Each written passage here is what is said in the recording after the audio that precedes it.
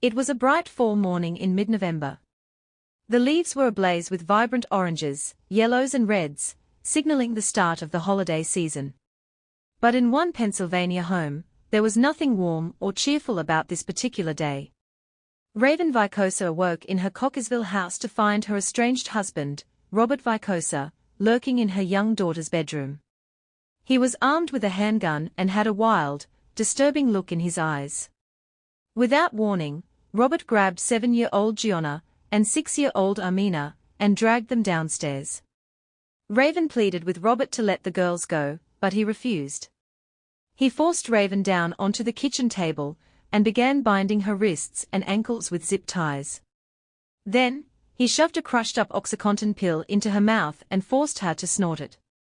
Robert proceeded to wave around a gun and ammunition in front of Raven, placing them into a bag as she helplessly watched. After threatening Raven to keep quiet, Robert fled the home with little Giana and Aaminah in tow. And so began a terrifying, week-long manhunt for the former Baltimore County police officer turned kidnapper. The victim burst into tears before she started describing the ordeal. How she ended it was a pretty heads-up move. According to police, she did everything right. At one time, you were a police officer. In your heart, you know that what you're doing is not right. The manhunt continues for former Baltimore County police officer Robert Vicosa.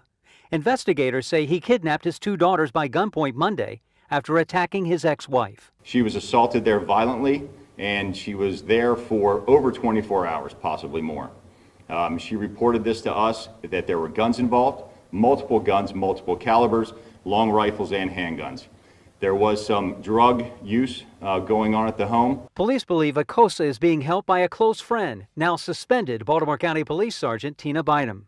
Vicosa and the children were last seen in Felton, Pennsylvania, just above the Maryland line Tuesday morning. It was very terrifying. Vicosa used this woman's camper as a hideout. She says she had no idea he was there. He came out the camper and he had a towel wrapped around him and he had the gun on me. And I stood right there and I said, he wanted to tie me. When we go in the camper, he said, I had a thing to tie you up. I said, no, I don't. I said, take my car. I got my keys. Gave it. The way it happened is just unbelievable that he drove that car through the woods and brought it up along here and in the canal he went. Held at gunpoint, the property owner says Vicosa used her phone to call for someone to come get him. She says Vicosa told her he didn't like the way his ex-wife's family was treating his daughters. He then left her alone with his daughters to get his phone from his car partially submerged in a canal. I thought, what am I going to do? So I thought, okay, we have a shotgun. So I loaded the shotgun and I came up to the little girls. They didn't see me. I come up to the little girls, had the shotgun at the side. I said, is your daddy going to hurt me? She said, no, my daddy's nice.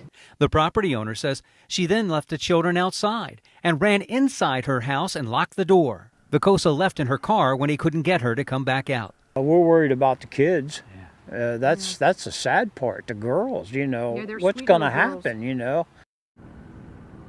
According to police, Vicosa used the property owner's phone to contact Bynum to come pick him up. Investigators plan to update the status of this case tomorrow. Reporting live from York County, Pennsylvania, David Collins, WBAL TV 11 News. Robert Vicosa was a cop for over a decade before he was fired for misconduct in August. During that time, he faced multiple internal investigations within the department, including for sexual harassment. He had been having mental health issues and was becoming increasingly unhinged. Raven reported the kidnappings immediately. Local, state and federal officials kicked off an urgent, multi-state search. They soon identified Robert's suspected accomplice, his girlfriend, Tia Bynum, a fellow former Baltimore County police officer. Tia had been suspended from the force when word got out that she was aiding Robert in this deadly plot. We've just learned that the woman that Robert Vicosa is believed to be with, Tia Bynum, now faces a false imprisonment charge. And we just got the court documents connected to that charge late this afternoon. And those documents put Tia at the Vicosa family home beginning Friday of last week. The documents say Vicosa's estranged wife came to the family home that night for a birthday party. And police say after the party, Robert and Tia tied the wife up. Robert held her at gunpoint, and then he violently assaulted her and forced her to consume drugs. Eventually, Vicosa's wife convinced him that she was willing to stay in the house to be with her children, but she needed to go home to collect clothes and her computer. She did go to her home, afraid that her car and her phone was being tracked by Vicosa, but then she went to a Target store, parked her car there, and sought help from police. When police went to the Vicosa home, it was unoccupied. Then they went to the home of Tia Bynum. The court documents indicate that Bynum answered the door there, armed with a pistol on her side in a holster. The home was searched, but Vicosa and the girls were not there. I'm Brian Roach, WGAL News 8. Investigators obtained surveillance footage capturing Robert and Tia stopping at a convenience store with the two young girls. It was a taunting move, knowing they were hot on the trail. After that, the suspect's vehicle disappeared from sight. As days went by with no sightings, the community grew increasingly terrified about what Robert might do. Raven pleaded publicly for the safe return of her daughters. "Do the right thing, Robert. Bring them back," she urged. Even Robert's own mother spoke out, begging her son to get the girls home unharmed. Nearly a week passed with no breaks in the case. Then, a major tip came in. A woman reported that Robert had been hiding out with Giana and Aaminah at her camper in southern York County, Pennsylvania. Even more chilling, Robert had confided his twisted motivation for the kidnappings. He didn't like the way family was treating them, the woman shared. The search intensified, now centered around the Pennsylvania-Maryland border. Officers were on high alert. Then, a stolen vehicle with a tracking device was spotted, the same kind Robert had taken in a recent carjacking. It was him. Pennsylvania state troopers swarmed the vehicle and tried to initiate a traffic stop. The car veered wildly, nearly crashing into parked cars before running off an embankment. Robert was in the back seat with the two girls. Tia was driving. A thick haze emanated from the car, making it hard to see inside. After attempt to make contact, police finally approached the vehicle. What they found was utterly horrifying. All four people were dead from gunshot wounds. Hello, I am Elena Russo, Public Information Officer for the Maryland State Police. Before we begin, let me stress that all information we're about to discuss is preliminary and it is subject to change. This is an ongoing investigation. Again, everything is preliminary and subject to change. The Maryland State Police were contacted by the Pennsylvania State Police when they were attempting a traffic stop on a car that matched the description of a suspect vehicle involved in an incident in Baltimore County. The Maryland State Police were given the location of this vehicle, which was approaching the Maryland line. That was heading south towards Waynesboro, Pennsylvania, on Ringgold Pike in Smithsburg, Maryland. Shortly after crossing into Maryland, the vehicle traveled off of the highway and struck a fence line. Police surrounded the vehicle, attempting to make contact with the occupants. At approximately 2:30 p.m., our crisis negotiation team on scene made several attempts to contact the occupants of the vehicle. After receiving no response and low visibility within the vehicle because of a thick layer of smoke that was contained within the interior of the vehicle, police made entry into the passenger side. That is when they observed the driver and 3 backseat passengers, 2 of which were juveniles. All 4 individuals appeared to have suffered apparent gunshot wounds.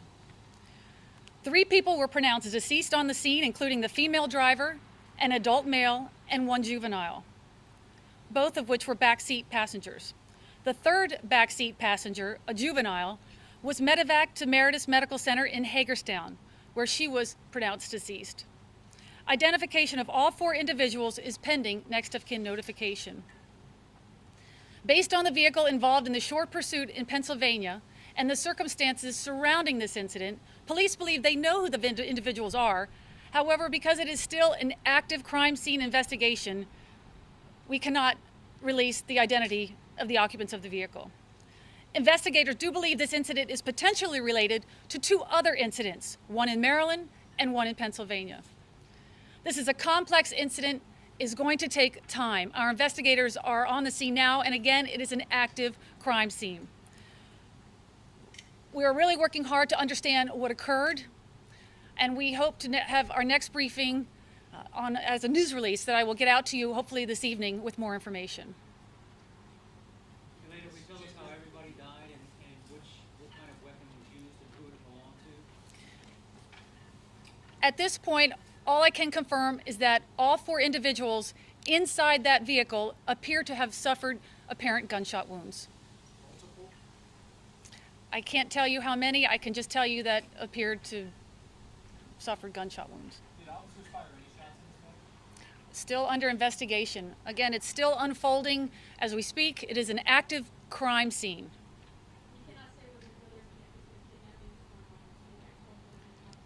Police believe this incident may be related to 2 other incidents, one in Maryland and one in Pennsylvania.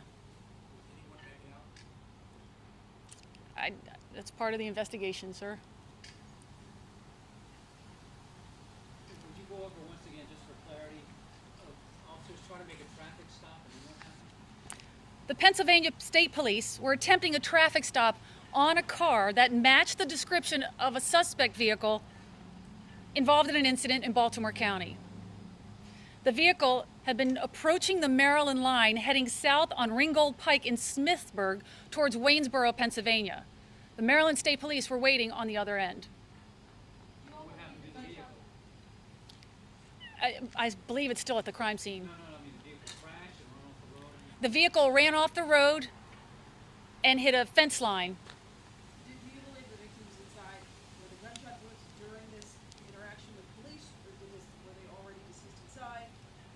Still part of the active investigation. There is so much to this investigation that I can't give any confirmed details at this point, except for what I was able to provide. Police believe the murder-suicide took place while the vehicle was moving down the highway, and we've also obtained new court documents that shed light on what the suspects, or rather raise questions about what the suspects initially had planned for the children's mother. At this time, investigators believe that the shooting occurred within seconds of police activating their emergency equipment as they were initiating a traffic stop. The manhunt ended in a murder-suicide along the side of the road in Smithsburg, Maryland, near the Pennsylvania line. Our investigators believe that the suspected shooter was Vicosa. 41-year-old former Baltimore County police officer Robert Vicosa was sitting in the back seat with his 2 daughters, 7-year-old Giana and 6-year-old Aaminah. 35-year-old suspended county officer Bynum was driving. Pennsylvania State Police tried to stop the stolen vehicle, which Vicosa took during a carjacking in Cockeysville Wednesday.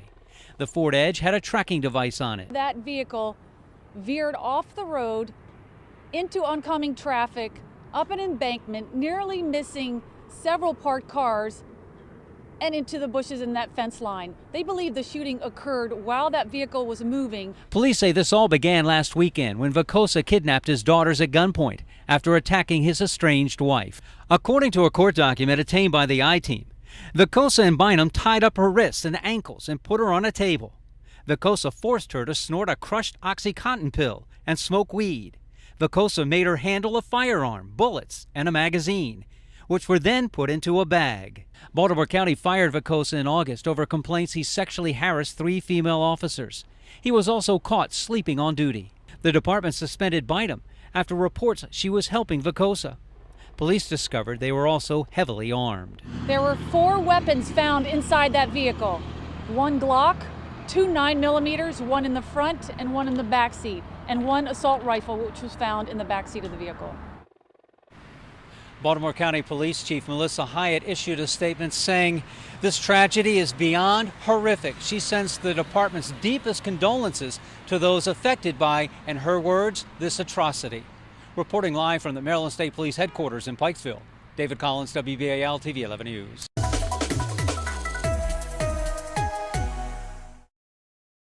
Investigators believe Robert fired the lethal shots mere seconds after the traffic stop was initiated. The violence erupted while the car was still in motion, a likely murder-suicide. Police located 4 firearms within the vehicle: a Glock, 2 9mm guns, and an assault rifle. It seemed Robert was fully prepared for a confrontational end to the manhunt. Coming up on a week since the kidnappings began, the case had concluded in unthinkable tragedy. 2 innocent, precious girls had their lives cut devastatingly short. The community grieved heavily upon learning of the horrific murder-suicide. Baltimore County Executive Johnny Olszewski spoke of the senseless loss of Giana and Aaminah, innocent and precious children. Governor Larry Hogan called it a selfish and senseless act of violence that has shaken us to our very core. For Robert Vicosa's mother, Beverly Brown, there was only heartbreak. When I saw it on TV, it blew me. I couldn't believe it. 61-year-old Beverly Brown is still numb after learning her only son, Robert Vicosa, ended his week-long manhunt by shooting and killing his young daughters and a suspended sergeant before turning the gun on himself. Right now, I wouldn't wish what I'm going through on any mother. My heart is so heavy right now. Brown says when she found out her son had kidnapped her granddaughters at gunpoint, 6-year-old Aaminah and 7-year-old Giana, she reached out to Vicosa's estranged wife and girl's mother in hopes of safely bringing the children home. But what I did do, I called my daughter-in-law and asked her, let us work this out together. This could have been worked out. Your daughter-in-law is who? Marissa Vicosa. The mother of the two children. The mother of the two children. But it wasn't. And days later, the girls shot by their own father.